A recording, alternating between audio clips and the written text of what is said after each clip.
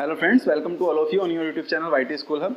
हमारा electricity chapter चल रहा था, उसमें हमारा लास्ट एक्सरसाइज रह गया था, उसको हम आज डिस्कस करेंगे।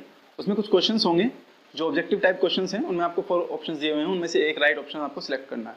मैं यहाँ पर आपका क्वेश्चंस अपने मोबाइल से पढ़ूंगा, लेकिन आपकी स्क्रीन पर जो क्वेश्चन आएगा वो आपको शो होगा, उसमें से आप देख सकते हैं। फर्स्ट क्वेश्चन क्या है? A piece of wire of resistance R is cut into 5 equal parts. These parts are then connected in parallel. If the equivalent resistance of this combination is R dash, then the ratio R upon R dash. Okay. उसने कहा कि एक piece of wire है जिसका resistance क्या है, R है, उसको हम 5 पीसेस में कट कर देते हैं एंड देन क्या करते हैं, उसको पैरेलली कनेक्ट कर देते हैं। मान लीजिए एक पीस ऑफ वायर है, उसका अगर रेजिस्टेंस R है तो उसको जब पैरेलली कनेक्ट करेंगे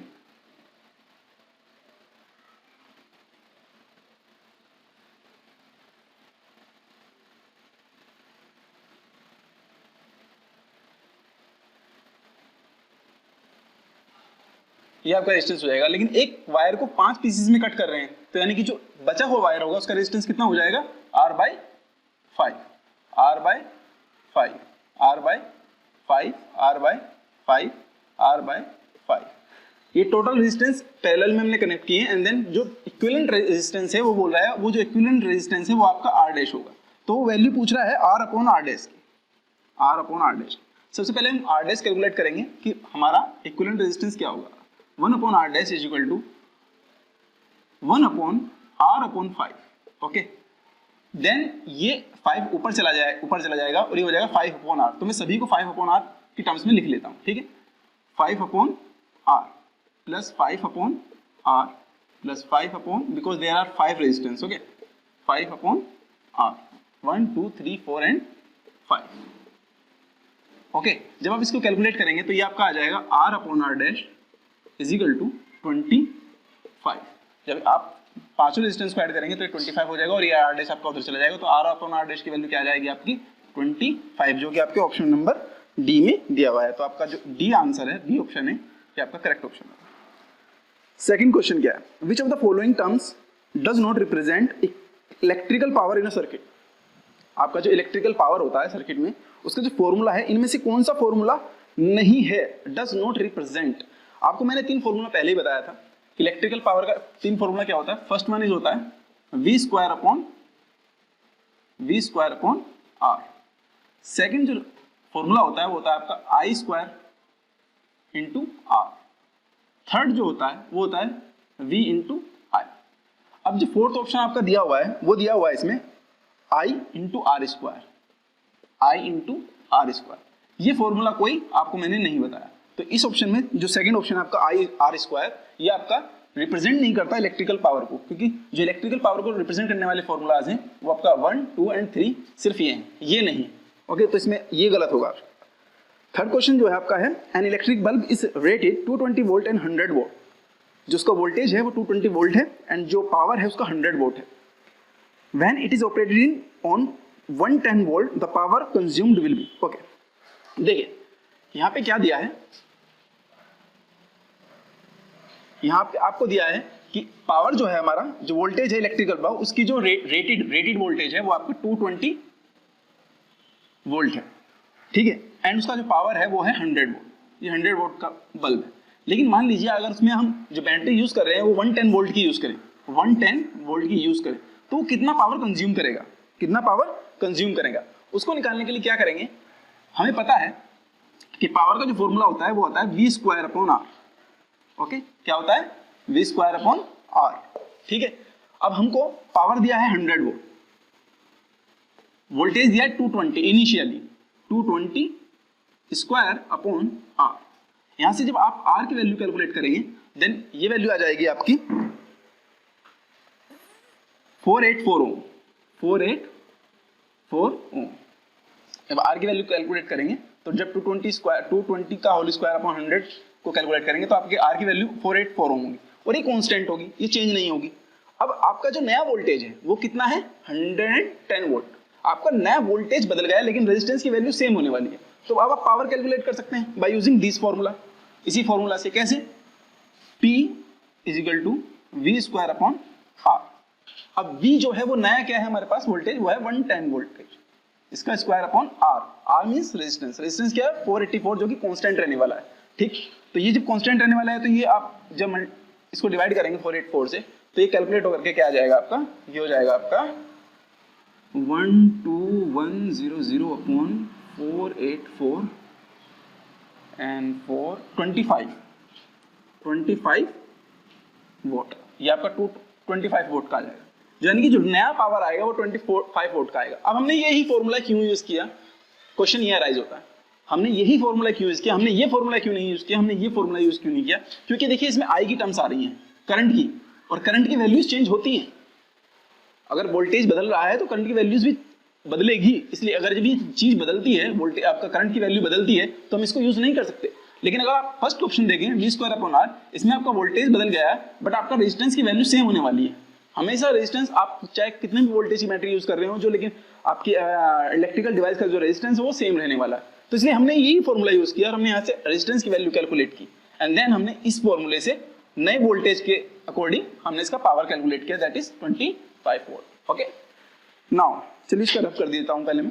your next question is two conducting wires of the same material and of equal length and equal diameter are first connected in the series and then parallel in circuit across the same potential difference, the ratio of heat produced in series and parallel combination. Okay, देखिए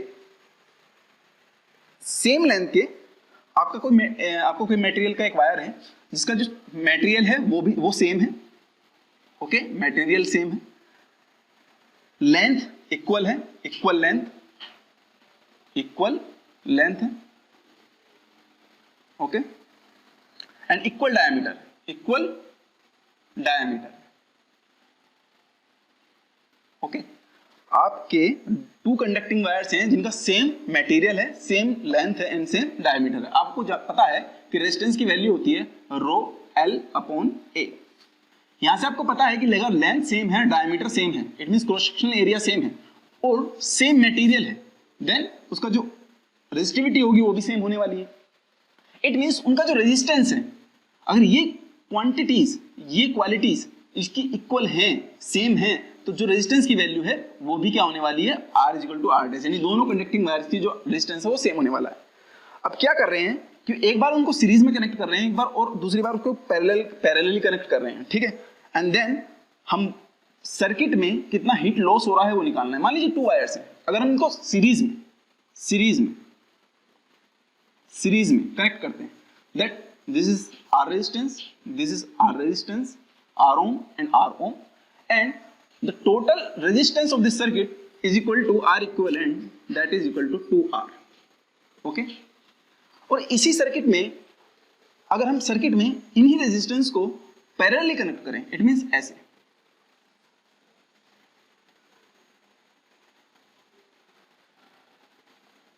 अगर हम इनको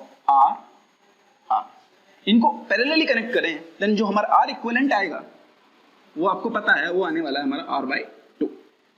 अब वो कह रहा है कि इन दोनों सर्किट में जो हीट प्रोड्यूस होने वाली है उनका रेशो बताना है। कैसे बताना है? जो सीरीज में प्रोड्यूस हुई एंड देन जो पैरेलली प्रोड्यूस हुई उन दोनों का रेशो। तो सीरीज में कितना हीट डेवलप होगा अगर पोटेंशियल डिफरेंस सेम हो। ध्यान रखना, यहाँ पे जो पोटेंशियल डिफरेंस है, जो वोल्टेज है वो क्या है, V है। इन दोनों सर्किट के दोनों एंड्स पे जो वोल्टेज है वो V है, यानी कि सेम पोटेंशियल डिफरेंस यूज कर रहे हैं। अगर सेम पोटेंशियल डिफरेंस यूज कर रहे हैं तो माय डियर पावर का जो फॉर्मूला है मैंने बताया V square upon R, okay. तो P1 R इक्विवेलेंट 1, मान लीजिए ये 1 है and this is your 2, okay. R equivalent 1, P2 V square upon R equivalent 2। अगर आप इन दोनों इक्वेशन को डिवाइड करेंगे आपस में, देन आपको मिल जाएगा P सीरीज यानी कि P1 upon P2 is equal to, ये हो जाएगा R equivalent 2 upon R equivalent 1, and R equivalent 2 की वैल्यू है R/2, okay, and R equivalent 1 की वैल्यू क्या है, 2R। तो देन ये रेशो हो जाएगा आपका 1/4 P1 अपॉन P2, ओके, 1/4। तो यहाँ पे जो ऑप्शन सी दिया हुआ है 1/4, that is your answer, okay. चलिए नेक्स्ट क्वेश्चन डिस्कस करते हैं। How is a voltmeter connected in the circuit to measure the potential difference between two point joints. देखिए इन दो पॉइंट्स पे पॉइंट 1 पॉइंट 2 मैंने एक वोल्ट मीटर अटैच किया। कैसे किया बताइए, कैसे किया? ये सीरीज में कनेक्ट है या पैरेलली कनेक्ट है, ये आपको देखना है पहले। ये पैरेलली कनेक्ट है। अगर सीरीज में कनेक्ट होता माय डियर तो मैं इस वोल्ट मीटर को इस सर्किट में ऐसे ना लगाकर मैं इसको लगाता कुछ ऐसे, अगर सीरीज में कनेक्ट होता। बट ये सीरीज में कनेक्ट करते ही नहीं हम इसको, कभी भी वोल्ट मीटर को सीरीज में कनेक्ट नहीं करते हैं। हम किसी भी वोल्टेज को मेजर करने के लिए दो पॉइंट्स के थ्रू हम उसको पैरेलली कनेक्ट करते हैं। तो इस क्वेश्चन में यही पूछा गया है कि हम कैसे कनेक्ट करते हैं टू जॉइंट्स के टू एंड्स पर किसी भी सर्किट में। Okay, next question is a copper wire has a diameter 0.5 mm and resistivity of 1.6 into 10 to the power minus 8 ohm meter. What will be the length of the wire to make its resistance 10 ohm? Now how much does the resistance change if the diameter is doubled? Okay, चलिए इसको रब कर देता हूँ। तो यहाँ पे आपको क्या बताया गया है कि आपको कितने मीटर का, कितने लेंथ का वायर की जरूरत है किसी, जिससे उसका रेजिस्टेंस 10 ओम हो जाए। देखिए मैंने क्या कहा, रेजिस्टेंस होता है rho L upon A, this is your resistance formula. Okay, अब मैंने इसमें आपको बता दिया कि डायमीटर की वैल्यू क्या है। भाई मेरे मुझे एक बात बताओ, जब रेजिस्टेंस, जब ये ए की वैल्यू को कैलकुलेट करना होता है किसी भी वायर का, तो आपको मैंने क्या कहा था? मैंने कहा था कि आपको लेना होगा क्रॉस सेक्शनल एरिया, और क्रॉस सेक्शनल एरिया निकालने के लिए आपको किस चीज की जरूरत होती है? That is diameter. और वो एरिया कितना होता है? That is your pi by 4 into D square, that is your area. तो यानी कि एरिया आपको मालूम है, क्वेश्चन में दिया हुआ है। लेंथ आपसे पूछा है, रेजिस्टेंस की वैल्यू आपको पता है, रेजिस्टिविटी आपको दिया हुआ है। तो रेजिस्टिविटी कितनी है? लेंथ, रेजिस्टेंस की वैल्यू क्या है? 10। रेजिस्टिविटी कितनी दी हुई है आपको? 1.6 into 10 to the power minus 8 into length upon area. What is area? Pi by 4 into D square. And what is D? 0.5 into 10 to the power minus 3 का होल स्क्वायर। अब ध्यान रखिएगा यहाँ 0.5 mm में दिया हुआ है, बट आपको किस में लेना है? मीटर में। और मीटर में m को मीटर में कन्वर्ट करने के लिए क्या करेंगे आप? 1 mm is equal to 10 to the power minus 3 metre. आपको 10 टू द पावर माइनस 3 से क्या करना होगा? मल्टीप्लाई करना होगा। तो आपको मल्टीप्लाई करके ही ये वैल्यू को रखना है, अदरवाइज आपका जो आंसर आएगा वो गलत आएगा। तो लेंथ जब यहां से कैलकुलेट करेंगे तो माय डियर ये लेंथ आएगी आपके पास 122.72 metre. Okay, by using your calculator, by using your mathematics आप कैलकुलेट कर सकते हैं। I will not waste my time. Okay, अब इसमें जो अगला क्वेश्चन पूछा है, how much does the resistance change if the diameter is doubled. देखिए अगर लेंथ को हम सेम रखें, मटेरियल को हम सेम रखें, तो ये रेजिस्टेंस डायमीटर पर किस तरह डिपेंड करता है? कैसे डिपेंड करता है? देखिए ये डिपेंड करता है resistance proportional to 1 upon R, या inversely proportional to R. Sorry A, it means your cross sectional area. और ये एरिया किसके बराबर होता है? ये होता है पाई बाय 4 डी स्क्वायर। और अगर मैं पाई बाय 4 को भी कांस्टेंट मान लूं तो ये होता है my dear 1 upon D square. और अब कह रहा है कि रेजिस्टेंस मान लो R1 है और एक रेजिस्टेंस R2 है। अगर इसका रेजिस्टेंस, इसका डायमीटर अगर डबल कर दिया जाए तो मान लीजिए पहले क्या था? पहले क्या था? R1 में डी स्क्वायर, और अब R2 की वजह से जो हमने इसका जो डायमीटर उसको डबल किया है, तो जो R2 रेजिस्टेंस है उसमें क्या रिलेशन आ जाएगा? That is your 1 upon 2 D square. अब जब इसको कैलकुलेट करेंगे तो ये वैल्यू ऊपर आ जाएगी, तो यानी कि R1 upon R2 is equal to 4, 2 into 4, तो R1 upon R2 is equal to 4। और यानी आपको माय डियर पता है क्या? R1 की वैल्यू क्या है? 10। तो 10 upon R2 is equal to 4 and R2 is equal to 2.5 ohm. That is your answer. Okay? मैंने प्रीवियस लेक्चर्स में, प्रीवियस एक्सरसाइज में बहुत सारे क्वेश्चन ऐसे डिस्कस किए हुए हैं जो यहाँ पे आपको सेम एज इट इज देखने को मिलेंगे, तो उनको हम ज्यादा डिटेल में डिस्कस नहीं करेंगे।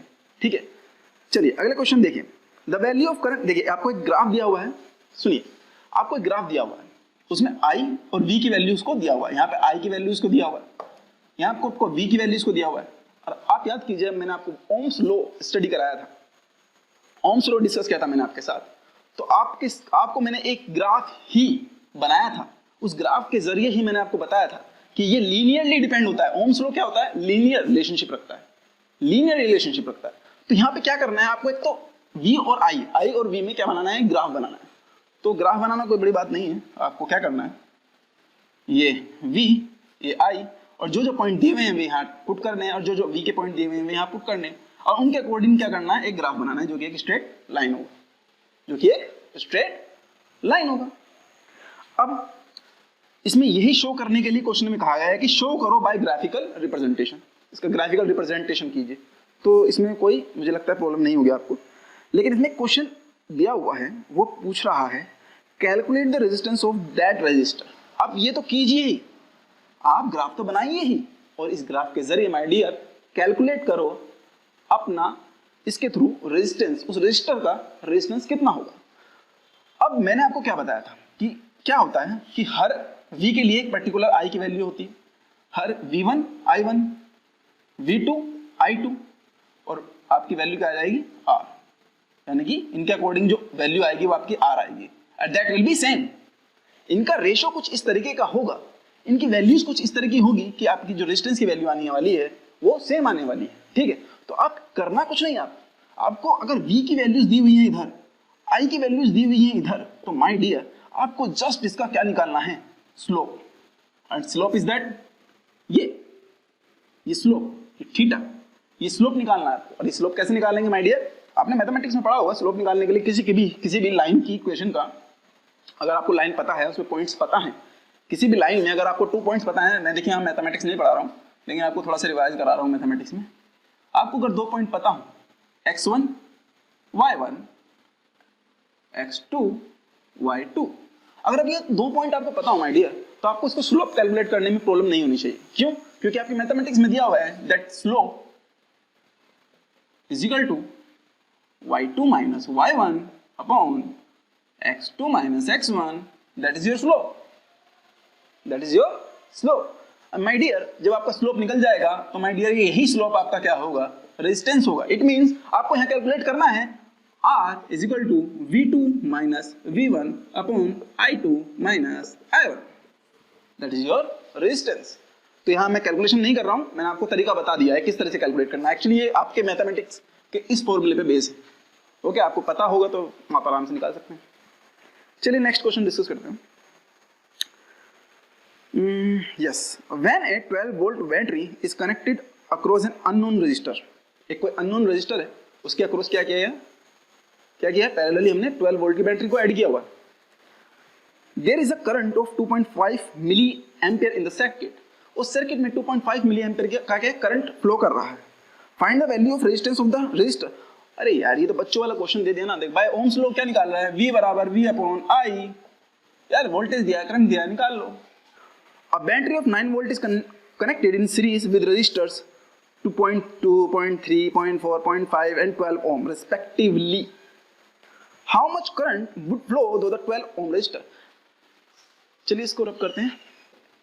एक सर्किट है, उसके अंदर आपको एक माय डियर 0.2 ओम का रेजिस्टर लगा हुआ है, 0.3 ओम का रेजिस्टर लगा हुआ है, 0.4 ओम का रेजिस्टर लगा हुआ है एंड योर 0.5 का ओम का रेजिस्टर लगा हुआ है एंड एक 12 ओम का रेजिस्टर लगा हुआ है इस सर्किट।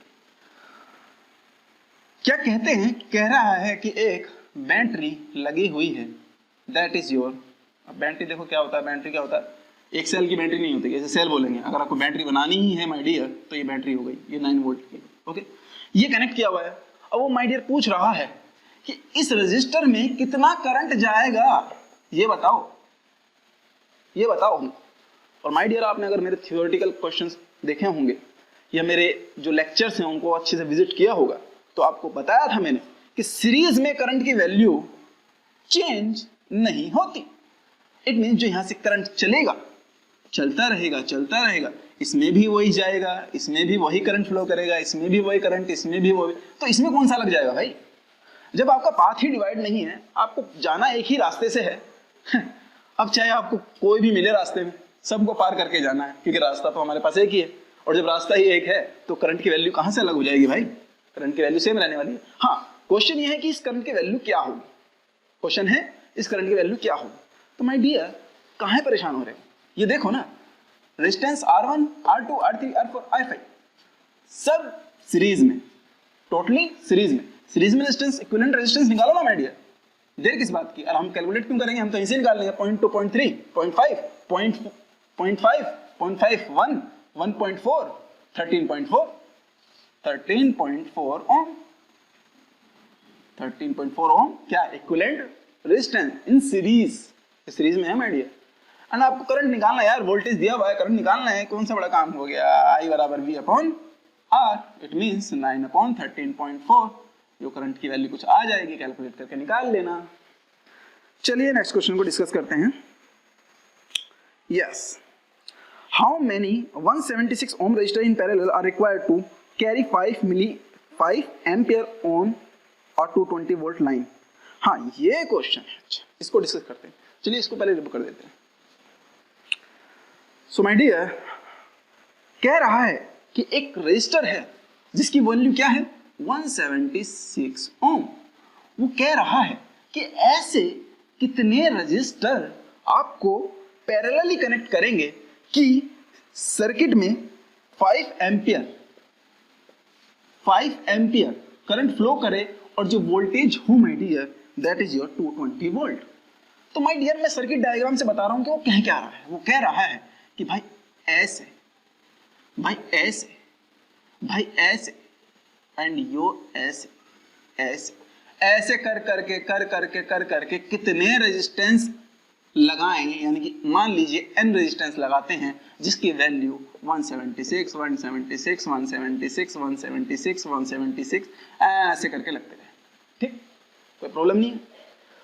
तो क्या करते हैं, अगर हमें करंट की वैल्यू पता है कि इस सर्किट में माय डियर, इस सर्किट में जो वोल्टेज है 220 वोल्ट है और हमें पता है करंट की वैल्यू 5 एम्पियर है, तो क्या करते हैं हम निकालते हैं कि इसका टोटल रेजिस्टेंस कितना होगा। अब टोटल रेजिस्टेंस निकालने के लिए क्या होगा भाई, R equivalent 1 upon is equal to 1 upon R1, 1 upon R2। अब यहाँ तो R1 R2 नहीं है, सब सेम है, तो क्या कर सकते हैं, और n रेजिस्टेंस है, तो ये टोटल क्या हो जाएगा my dear n upon R, and R equivalent is equal to R upon n। क्यों दर्द हुआ, दर्द होने वाली बात ही नहीं है ना, समझ में नहीं आए। इसके ऊपर ले जाएंगे, इसको ऊपर ले जाएंगे, नीचे आ जाएगा, simple C calculation.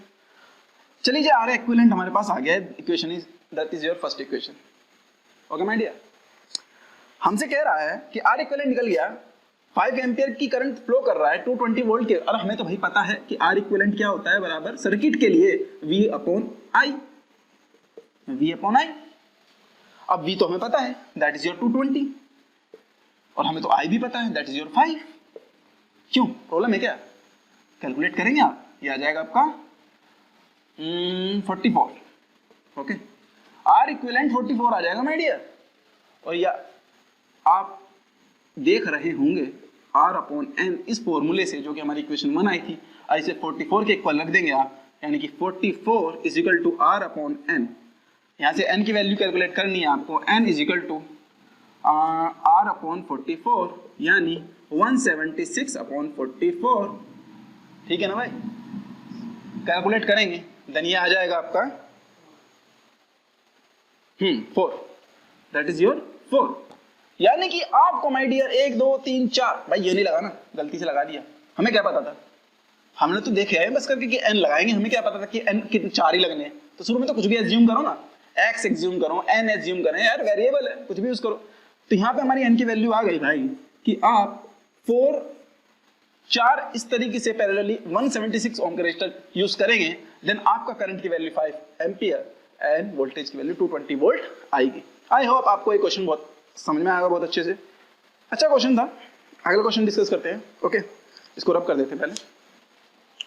Show how you would connect 3 resistors, okay, each of resistance 6 ohm, so that the combination of resistance 9 ohm and 4 ohm। Okay भाई, ये कह रहा है कि आपको मैं देता हूं 6 ओम के 3 रेजिस्टेंस 1 2 3, और कह रहा है कि उनको कुछ इस तरीके से कॉम्बिनेशन बना करके सर्किट बनाओ कि आपका जो इक्विवेलेंट रेजिस्टेंस बन जाए, माइंड डियर इक्विवेलेंट रेजिस्टेंस बन जाए, वो आपका बन जाए एक 9 ओम का सर्किट एंड एक सर्किट में बन जाए 4 ओम का रेजिस्टेंस का इक्विवेलेंट रेजिस्टेंस का सर्किट। और आप याद कीजिए कि यही क्वेश्चन मैं अपनी पिछली एक्सरसाइज वाले जो लेक्चर्स हैं उनमें मैं करा चुका हूँ। उसमें 10 to the power 3 ohm and 1 ohm 3 resistance का कॉम्बिनेशन बना करके हमें आई थिंक कुछ बनाना था इसी तरीके से। तो आप उस लेक्चर को विजिट कीजिएगा, नियर अबाउट बी पार्ट है उसका, बी पार्ट को विजिट कीजिएगा, इससे जस्ट पहले वाला, उसमें मैंने वो क्वेश्चन कराया हुआ है। वहाँ से आप इस चीज़ का आइडिया ले सकते हैं कि इनकी कॉम्बिनेशन किस तरीके से बना सकते हैं। थोड़ा आइडिया दे देता हूँ मैं एक बार। इन्हें क्या करना है, इन दोनों को पैरेलली कनेक्ट करना और इन पैरेलल के साथ इसे सीरीज में कनेक्ट करना। अदरवाइज क्या करना, तीनों को एक बार पैरेलली कनेक्ट करके देख लेना या तीनों को सीरीज में कनेक्ट करके देख लेना। सीरीज में करोगे तो देखो माय डियर 6 6 6 18 तो कोई सा भी नहीं है, तो सीरीज में तो कनेक्ट होंगे ही नहीं। तो इनका कॉम्बिनेशन बना करके चेक करना। It's your homework. Several electrical bulbs designed to be used on 220 volt electrical supply line are rated 10 watt. Okay, एक सप्लाई लाइन है जिसका 220 वोल्ट वोल्टेज डिफरेंस है एंड जो बल्ब है उसका जो रेटेड पावर है that is your 10 vote. 10 vote का वो बल्ब है। How many lamps can be connected in parallel with each other across the two wires of 220 volt line if the maximum allowable current is 5 ampere? वो कह रहा है कि एक circuit है, उसमें हमने एक पावर सोर्स लगाया हुआ है जो 220 वोल्ट का है एंड देन ये 2 वायर्स हैं, इनके बीच में इस तरह के कितने बल्ब पैरेलली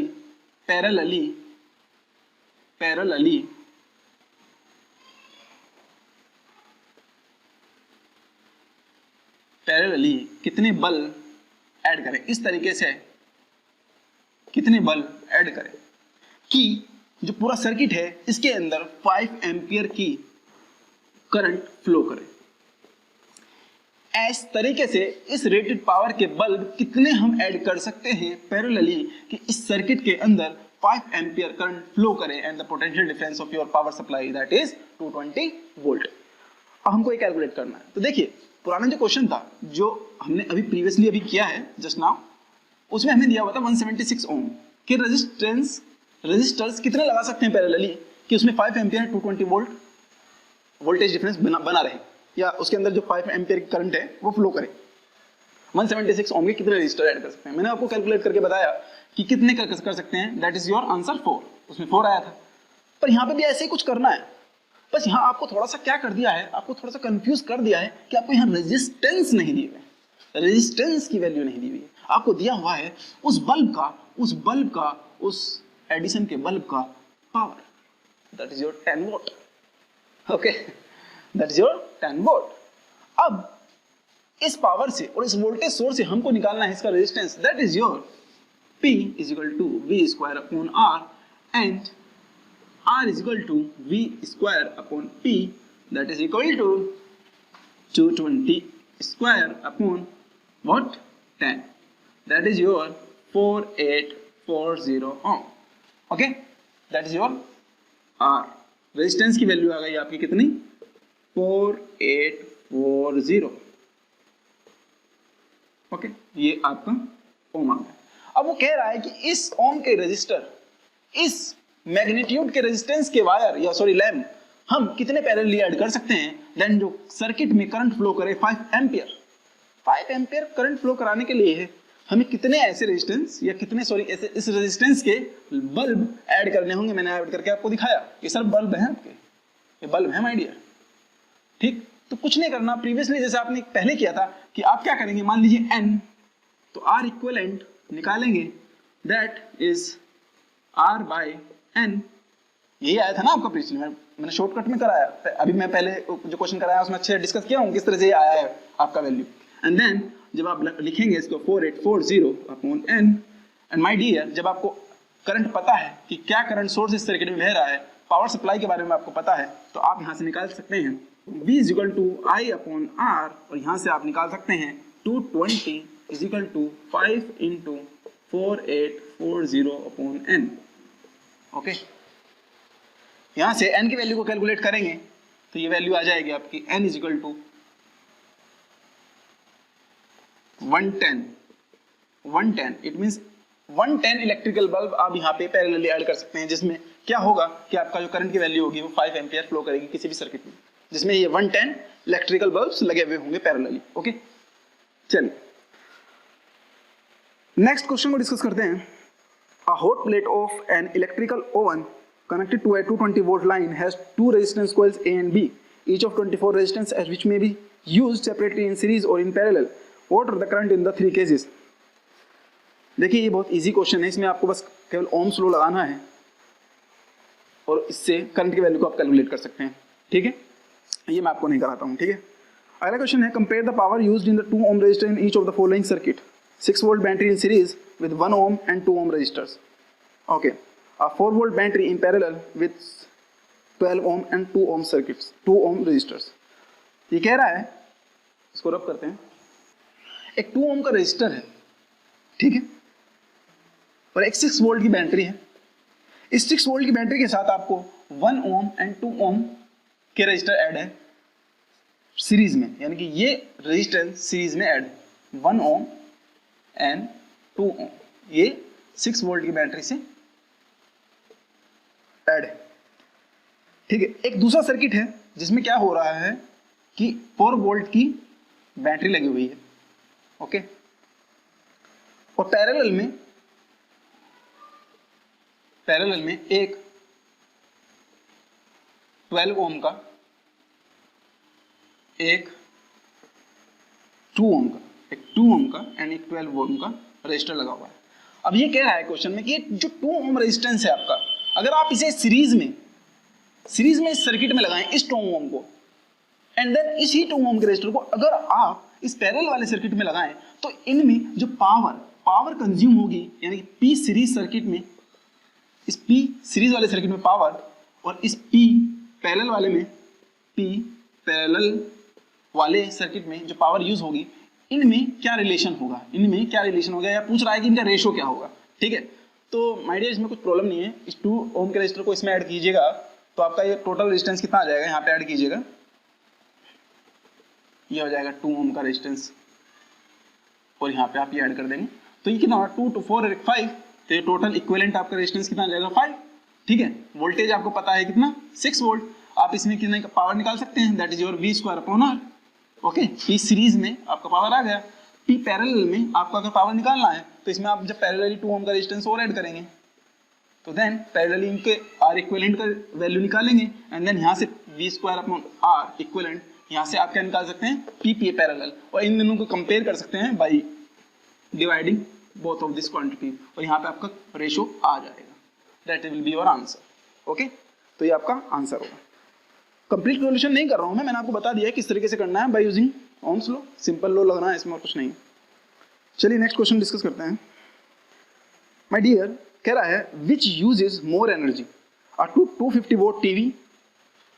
आपका एक टीवी है घर में जो आप देखते हैं, उसका जो रेटेड पावर है वो 250 वोट है, आप उसे 1 घंटे तक देखते हैं, यानी जो टाइम है वो देखा है 1 आवर। इस 250 वोट के टीवी को आप 1 घंटे तक देखते हैं, तो माय डियर बताइए इसकी पावर क्या होगी। एंड एक टोस्टर, जब सुबह उठते हैं और ब्रेकफास्ट में आप टोस्ट खाते हैं, उस टोस्ट को गर्म करने वाला जो इक्विपमेंट होता है उसे टोस्टर बोलते हैं, जिसमें आप ब्रेड को सेकते हैं, that is your toaster electrical device. उसमें क्या दिया है कि उसका जो पावर रेटेड पावर है वो है 1200 वोट। ओ माय गॉड, बहुत ज्यादा है ना इससे। Okay, and time will be 10 minutes. यकीन मानिए आपका यहाँ पे जो पावर दिया हुआ है टीवी का वो 250 वोट दिया है, और आप देख करके बोलेंगे अरे यार 250 वोट ही पावर लग रहा है इसके अंदर, तो ये तो इसका मतलब जो इसका पावर है ये कम होगा, क्योंकि यहाँ पे तो कंपेयर ही करा रहा है। वो कह रहा है विच यूजेस मोर एनर्जी, यानी कि ये तो कम एनर्जी लेगा, ये ज्यादा एनर्जी लेगा, ये तो 1200 वोट का टोस्टर है हमारा, तो ये एनर्जी ज्यादा लेगा। तो माय डियर इससे फर्क नहीं पड़ता कि इनका पावर रेटेड पावर क्या है, फर्क इस बात से पड़ता है कि आपने माय डियर कितनी देर तक यूज किया इस चीज को। ठीक है, कितना देर तक यूज किया इसको, 1 घंटे तक यूज किया आपने इसको, 10 मिनट्स के लिए यूज किया, तो आपको कैलकुलेट करके पता लगाना पड़ेगा कितना पावर यूज कर रहे हैं। तो कैसे कैलकुलेट करेंगे आप इसको, देखें उस पावर को निकालने के लिए क्या करेंगे आप, सॉरी एनर्जी को निकालने के लिए पावर इनटू टाइम, क्योंकि आप जब पावर का फार्मूला आपने पढ़ा होगा 9th क्लास में अपनी, तो पावर होता है, पावर इज इक्वल टू क्या होता है work upon time, work upon time. अब यहाँ पे आपको वर्क निकालना है, वर्क किस फॉर्म में निकालना है माय डियर? एनर्जी की फॉर्म में। अब ये वर्क भी तो आपकी एनर्जी ही है ना, कि कितना वर्क और कितनी एनर्जी यूज हुई, ठीक है। तो यहाँ पे एनर्जी निकालनी है, तो that is energy is equal to power into time, and power is 250 into आपका, जब 1 आवर को से डिवाइड करेंगे आप 1 तो आपका क्या आएगा 1, ठीक है। 1 आवर से निकाल लेते हैं, देन ये आएगा 250, ओके। और जब आप टीवी के लिए एनर्जी टीवी, जब आप इसको टोस्टर के लिए निकालेंगे, energy of toaster is equal to that is your 400 और 1200 इनटू व्हाट 10 मिनट्स। आपने यहाँ पे आवर में यूज किया है, यहाँ पे आपने मिनट में दिया हुआ वैल्यू, इसको आवर में बदलेंगे तो 10/60 दैट इज योर, इससे कैंसिल आउट हो जाएगा, दिस इज योर 200। तो ये आ गया आपका कितना, ये आएगा आपका watt hour, 250 watt hour energy किसमें यूज हो रही है? टीवी में। और 200 वोट आवर किसमें यूज हो रही है एनर्जी? टोस्टर में। आप बताइए किसमें एनर्जी सबसे ज्यादा यूज हो रही है? टीवी में। और देखने में क्या लग रहा है कि टीवी में कम यूज हो रहा होगा। तो by seeing the value of rated power आप नहीं बता सकते, you can tell that how much energy is consumed, कितनी एनर्जी कंज्यूम की जा रही है आप नहीं बता सकते। तो आपको निकालना होगा एनर्जी पावर इनटू टाइम करके। देन टोस्टर में जो पावर एनर्जी यूज हो रही है 200 एंड जो टीवी में यूज हो रही है 250 वोट आवर यूज हो रही है, तो आपका जो टीवी की जो एनर्जी है वो ज्यादा होगी टोस्टर के कंपैरिजन। That's your answer. चलिए क्वेश्चन अगला डिस्कस करते हैं। ओके, ये आपका an electrical heater of resistance 8 ohm draws 15 ampere from the service mains 2 hours, calculate the rate at which the heat is develop in the heater. देखिए question बहुत easy है, question में कोई प्रॉब्लम नहीं, इसको रब कर लेते हैं।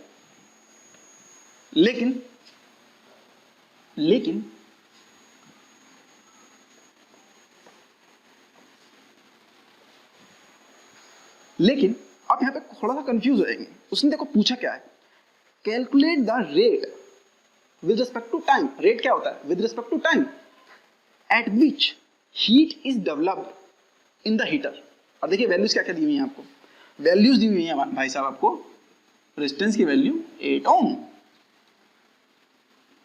करंट की वैल्यू 15 एम्पियर, एंड भाई टाइम दिया आपको 2 आवर्स। आपसे पूछा है हीट। आप हीट देखते ही, मैंने जैसे कि हीट का फॉर्मूला बताया था, कितना हीट डिसिपेट होता है, कितना हीट जनरेट होता है, उसका फॉर्मूला आपको बताया था माय डियर। कितना था हीट का? क्या है फॉर्मूला? I² RT। अब एकदम से जाएंगे और लगाएंगे I² RT और कहेंगे कि I की वैल्यू पता है, R की वैल्यू पता है, T की वैल्यू पता है, चलो कोई बात नहीं, हम सेकंड में भी कन्वर्ट कर लेंगे। But the problem is question आपसे ये नहीं पूछा है, यही आप क्वेश्चन गलत कर देंगे। आपसे पूछा है rate of heat with respect to time. With respect to time का मतलब है कि del H upon del T। या हम अभी आपने कैलकुलस नहीं पढ़ा है, अदरवाइज रेट होता है dH अपॉन dt, डिफरेंशियल की फॉर्म में होता है, बट इसकी हम बात नहीं करेंगे। हम अभी रेट निकाल रहे हैं, तो del H upon del T, but ये del H upon del T, it means आपको कैलकुलेट करना है I² R ओनली, क्योंकि T तो भाई डिवीजन में चला गया है ना H के, क्योंकि हमें तो रेट निकालना है। किसी भी चीज का रेट जो होता है विद रिस्पेक्ट टू टाइम होता है, और जो हीट हम कैलकुलेट कर रहे हैं वो with respect to time calculate कर रहे हैं, तो टाइम की वैल्यू को यहाँ पुट करना ही नहीं है। That I² R 15² into 8, 225 into 8, multiply कीजिएगा आंसर आ जाएगा। यहां बस प्रॉब्लम यही होती कि आप जाते टी की वैल्यू की गुणा इसमें मल्टीप्लाई करते एंड देन आप कहते कि मेरा क्वेश्चन सही हो गया। क्वेश्चन बिल्कुल गलत हो जाता, नंबर 0 आता। बस आपको ये भी ध्यान रखना था कि उसने पूछा है calculate the rate at which heat is develop. Rate, heat, किस रेट में हीट डेवलप हो रहा है, रेट पूछा है, रेट पे ध्यान रखिएगा। क्वेश्चन को अच्छे से पढ़िएगा। नेक्स्ट क्वेश्चन आपका जो दिया है, देखिए आपको जो भी क्वेश्चन दिए हुए हैं अगले वो सब थ्योरेटिकल हैं, ठीक है। तो थ्योरेटिकल क्वेश्चंस मैंने आपके पूरा चैप्टर को डिस्कस किया हुआ है इलेक्ट्रिसिटी में। आप पूरे चैप्टर को शुरू से स्टडी कीजिए, आपको इन सब क्वेश्चंस के जो लास्ट में जो थ्योरेटिकल क्वेश्चंस पूछे हुए हैं उनके आंसर इजीली मिल जाएंगे, ठीक है। तो अगर सेशन अच्छा लगा हो तो लाइक कीजिए, सब्सक्राइब कीजिए एंड बेल आइकन को हिट करना ना भूलिए, ताकि आने वाली जो वीडियोस हैं उनका नोटिफिकेशन आपके तक पहुंच जाए और आप उसको रेगुलर विजिट करते रहें।